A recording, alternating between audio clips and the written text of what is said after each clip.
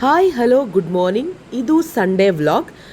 Sunday ನನಗೆ ಬೆಳಗ್ಗೆ ಕೆಲಸ ಇದ್ದಿದ್ದರಿಂದ 4 ಗಂಟೆಗೆ 3:45ಗೆ ಎದ್ದಿದ್ದೆ. ಸೊ 3:45ಗೆ ಎದ್ದು ರೆಡಿಯಾಗಿ ನಾನು ಮನೆಯಿಂದ ಹೊರಟಾಗ 4:15 ಆಗಿತ್ತು. ದೆನ್ ನನ್ನ ಜೊತೆ ಇಬ್ಬರು ನನ್ನ ಫ್ರೆಂಡ್ಸ್ ಇಬ್ಬರು ಬಂದಿದ್ದರು. ಬಿಕಾಸ್ ನಾನು ಮೇಕಪ್ಗೆ ಅಂತ ಹೋದಾಗ ಹೇರ್ ಸ್ಟೈಲಿಸ್ಟ್ ಅಂದರೆ ನನ್ನ ಜೊತೆ ನಾನು ಇವ್ರನ್ನ ಕರ್ಕೊಂಡು ಹೋಗ್ತೀನಿ ನಾನು. ಸೊ ಹಾಗಾಗಿ ಆವಾಗ ಫಸ್ಟು ಕ್ಯಾಬ್ ಬುಕ್ ಮಾಡಿದ್ವಿ.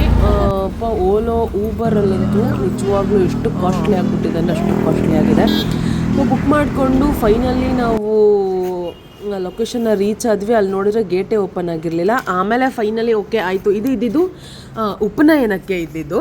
ಸೊ ಹಾಗಾಗಿ ಹೋದ್ವಿ. ಅಲ್ಲಿ ಡೆಕೋರೇಷನ್ ಎಲ್ಲ ಆಗಿತ್ತು. ಬಟ್ ಕ್ಲೈಂಟ್ ಪಾಪ ಅವರು ಫಸ್ಟು 4 o'clockಗೆ ಹೇಳಿದರು ಬರ್ತೀವಿ ಅಂತ. ಆಮೇಲೆ ಏನೋ ಚೌಟ್ರಿ ಅವರು ಇಲ್ಲ 5ಗೆ ನಾವು ಓಪನ್ ಮಾಡೋದು ಅಂತ ಹೇಳಿದ್ಮೇಲೆ ಅವ್ರು ನಮಗೆ 5ಗೆ ಬನ್ನಿ ಅನ್ನೋ. ನಾವು ಶಾರ್ಪ್ 5 ಹಂಗೇನೋ ರೀಚ್ ಆಗಿದ್ವಿ. ಅವರು ಒಂದು ಸ್ವಲ್ಪ ಲೇಟಾಗಿ ಬಂದರು. ಸೊ ಹಾಗಾಗಿ ಬಂದ್ರೂ ಆಮೇಲೆ ಸ್ವಲ್ಪ ರೂಮ್ಸ್ ಹುಡ್ಕೋದ್ರಲ್ಲಿ ಸ್ವಲ್ಪ ಡಿಲೇ ಆಯಿತು.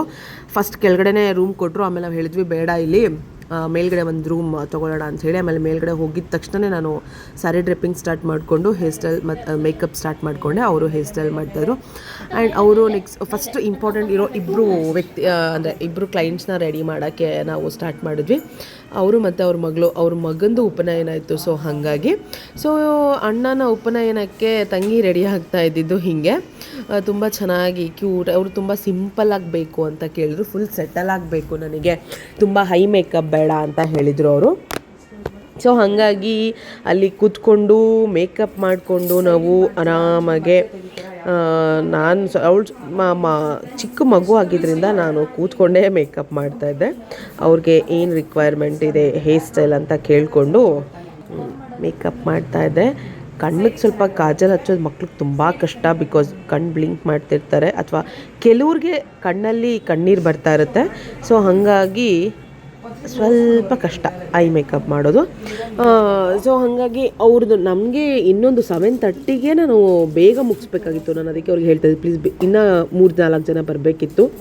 ಅದಕ್ಕೆ ಸ್ವಲ್ಪ ಬೇಗ ಬರೋಕ್ಕೆ ಹೇಳಿ. ಯಾಕೆಂದರೆ ಮತ್ತೆ ನಾನು 7:30ಗೆ ಅಟ್ಲೀಸ್ಟ್ ಇಲ್ಲಿ ಬಿಟ್ಟರೆ 8ಗೆ ನನ್ನ ಮನೆಗೆ ರೀಚ್ ಆಗಿ 8ಗೆ ನಾನು ಬಿಟ್ಟರೆ ದಾಬಸ್ಪೇಟೆ ಹೋಗಬೇಕಿತ್ತು. ಇನ್ನೊಂದು ಬರೀ ಹೇರ್ ಸ್ಟೈಲ್ ಇತ್ತು ನನ್ನ ಇನ್ನೊಂದು ಕಡೆ.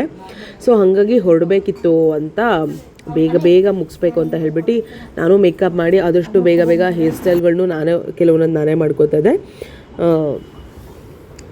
ಇಶು ಕೂಡ ಹೇರ್ ಸ್ಟೈಲ್ನ ಬೇಗ ಮಾಡಿಕೊಡ್ಲು. ಆ್ಯಂಡ್ ನಮಗೆ ಇವಾಗ ಹೆಂಗಾಗ್ಬಿಟ್ಟಿದೆ ಅಂತ ಹೇಳಿದ್ರೆ within half an hour 2 hours ಅನ್ಕೊತೀನಿ. 5:15 ಅಥವಾ 5:20ಗೆ ನಾವು ಕೆಲಸ 5:30 ಅಂತ ನೆನ್ಕೊಳ್ಳಿ. 5:30ಗೆ ಸ್ಟಾರ್ಟ್ ಮಾಡಿದ್ವಿ.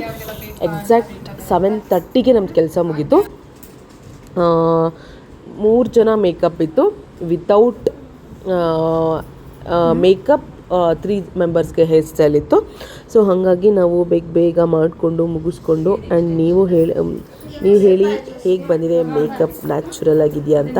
ಅವ್ರಿಗಂತೂ ಎಲ್ರಿಗೂ ತುಂಬ ಇಷ್ಟ ಆಯಿತು. ಅಂದರೆ ಅವ್ರಿಗೆ ಅವ್ರ ಥರನೇ ಕಾಣಿಸ್ಬೇಕು ಅಂತ ಅವ್ರು ತುಂಬ ಕೇಳ್ಕೊತಾಯಿದ್ರು. ಬಿಕಾಸ್ ನಮ್ಗೆ ಈ ಥರ ಕ್ಲೈಂಟ್ ಸಿಕ್ಕಿದ್ರೆ ನಮಗೂ ಸ್ವಲ್ಪ ಹ್ಯಾಪಿ ಆಗೋದಪ್ಪ ನಿಜವಾಗ್ಲೂ.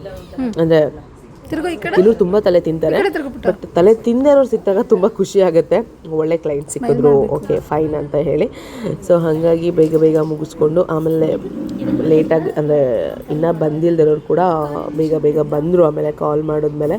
ಸೊ ಹಾಗಾಗಿ ಇವರು ಪ್ರೊಫೆಷ್ನಲ್ ಭರತನಾಟ್ಯ ಅವರಂತೆ. ಸೊ ಅವ್ರುಗಳಿಗೆ ಹೆಂಗಂದರೆ ಭರತನಾಟ್ಯಕ್ಕೆ ಹೆವಿ ಮೇಕಪ್ ಮಾಡಿಕೊಂಡು ಸೆಟಲ್ ಮೇಕಪ್ ಮಾಡೋವಾಗ ಏನೂ ಮೇಕಪ್ಪೇ ಮಾಡಿಲ್ಲ ಅಂತ ಫೀಲ್ ಆಗಿದೆ. ಬಟ್ ಸ್ಟಿಲ್ ಅವ್ರಿಗೆ ತುಂಬ ಇಷ್ಟ ಆಯಿತು, ಓಕೆ ಚೆನ್ನಾಗಿದೆ ಅಂತ.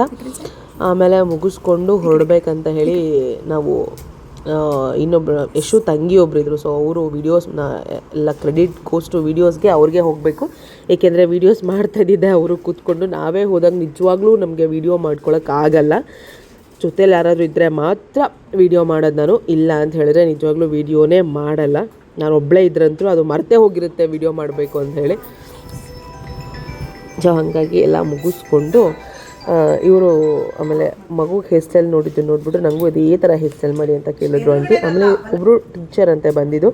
ಸೊ ಅವರು ಬಂದ್ಬಿಟ್ಟು ಹೇಳ್ತಾಯಿದ್ರು ನನಗೆ ಸಿಂಪಲಾಗಿ ಬರೀ ಹೇರ್ ಸ್ಟೈಲ್ ಮಾಡಮ್ಮ ಸಾಕು, ನಾನು ಯಾವಾಗಲೂ ನಾನು ಮೇಕಪ್ಪೇ ಮಾಡ್ಕೊಂಡಿಲ್ಲ, ನಾನು ಮೇಕಪ್ಪೇ ಮಾಡ್ಕೊಳ್ಳಲ್ಲ ನಾನು ಅಂತ ಹೇಳ್ತಾಯಿದ್ರು.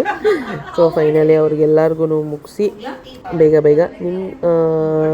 ಇವ್ರಿಗೆ ಜಸ್ಟ್ ಡಾರ್ಕ್ ಮೇಕಪ್ ಬೇಕಂತ ಹೇಳಿದ್ರು. ಬಿಕಾಸ್ ನಾನು ಹೇಳೋದು ನಾವು ಫಸ್ಟ್ ಅದಕ್ಕೆ ಪ್ಯಾಕೇಜ್ ಕೊಟ್ಬಿಡ್ತೀವಿ, ನಾನ್ ಬ್ರೈಡಲ್, ಬ್ರೈಡಲ್ ಅಥವಾ ಸೆಮಿ ಬ್ರೈಡಲ್ ಅಂತ. ಸೊ ಇವ್ರು ತೊಗೊಂಡಿದ್ದು ನಾನ್ ಬ್ರೈಡಲ್ ಪ್ಯಾಕೇಜ್ ತೊಗೊಂಡಿದ್ರು, ನಮಗೆ ತುಂಬ ಸಿಂಪಲ್ ಆಗಬೇಕು ಅಂತ ಹೇಳಿ.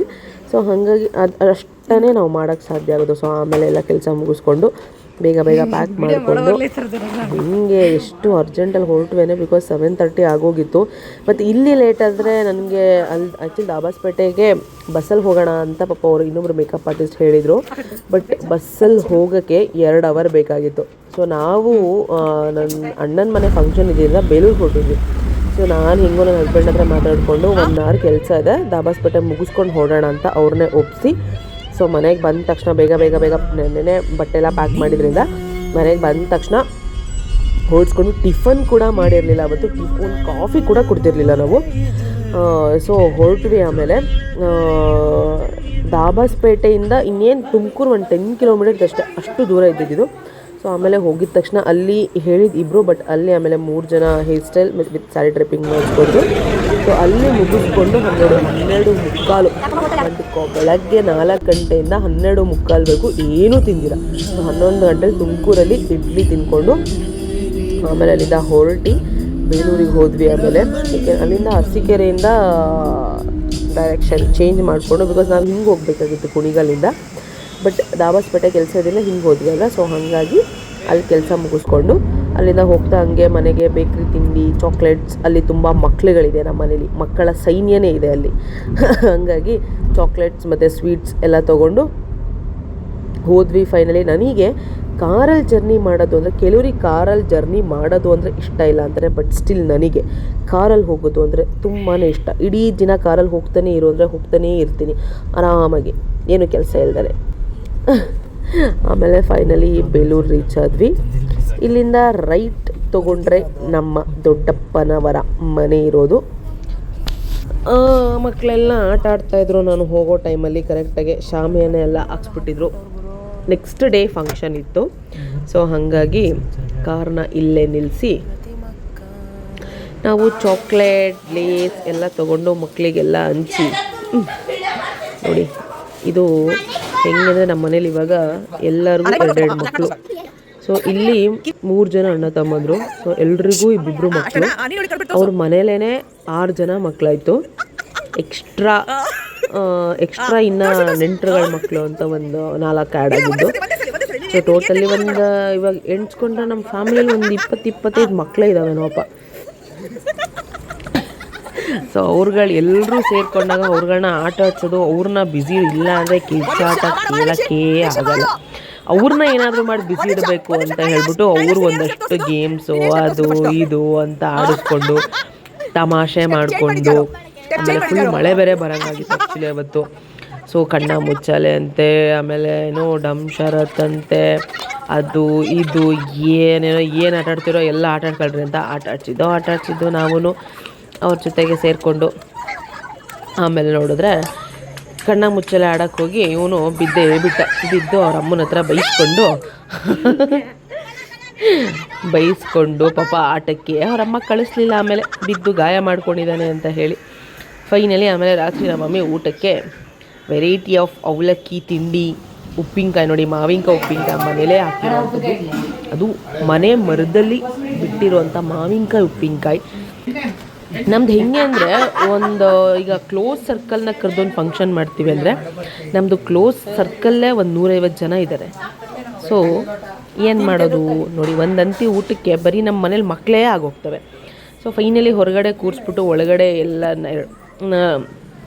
ಗಿಜಿ ಆಗುತ್ತೆ ಅಂತ ಹೇಳ್ಬಿಟ್ಟು ಹೊರಗಡೆ ಟೇಬಲ್ ಹಾಕಿ ಕೂರಿಸಿ ಫೈನಲಿ 10:30 ನಮ್ಮ ಬಿಂದು ಮಾಮ್ ಬಂದಿದ್ದರು. ಸೊ ಅವ್ರಿಗೆ ಊಟಕ್ಕೆ ಕೊಟ್ಟು ಯಜಮಾನ್ರಿಗೂ ಅವರಿಗೂ ಒಂದಷ್ಟು ತಮಾಷೆ ತರಲೆಗಳನ್ನ ಮಾಡಿಕೊಂಡು ಮಾತಾಡಿಕೊಂಡು ಆಮೇಲೆ ಮೆಹಂದಿ ಹಾಕಬೇಕಾಗಿತ್ತು. ಸೊ ಆಮೇಲೆ ಮೆಹಂದಿ ಆರ್ಟಿಸ್ಟ್ ಇವರೇ, ಏಕೆಂದರೆ ಇವ್ರು ಬರೋ ತನಕ ಎಲ್ಲ ಅದಕ್ಕೆ ವೆಯ್ಟಿಂಗ್ ಮೆಹಂದಿ ಹಾಕೋಕ್ಕೆ ಇವರಿಬ್ಬರು. ಸೊ ಇವರಿಬ್ಬರು ಬಂದಮೇಲೆ ಮೆಹಂದಿ ಎಲ್ಲ ಹಾಕ್ಕೊಂಡು, ನಾನು ಹಾಕ್ಸ್ಕೊಂಡ್ಲೇ ಇಲ್ಲ ಮೆಹಂದಿನ. ಆಮೇಲೆ ರೀಲ್ಸ್ ಮಾಡಿಕೊಂಡು ಮಕ್ಕಳ ಜೊತೆಗೆ ಸೇರಿಕೊಂಡು ಫೈನಲಿ 11:15 ಆಗಿತ್ತು. ಹೋಗ್ಬಿಟ್ಟು ಟ್ಯಾಕ್ಸಿ ಮಾಡೋಣ ಸಾಕು ಅಂತೇಳ್ಬಿಟ್ಟು ಹೋಗ್ಬಿಟ್ಟು ಮಲ್ಕೊಂಡ್ವಿ. ಇದು ಇವತ್ತಿನ ವ್ಲಾಗ್ ಆಗಿತ್ತು. Thank you for watching. Bye.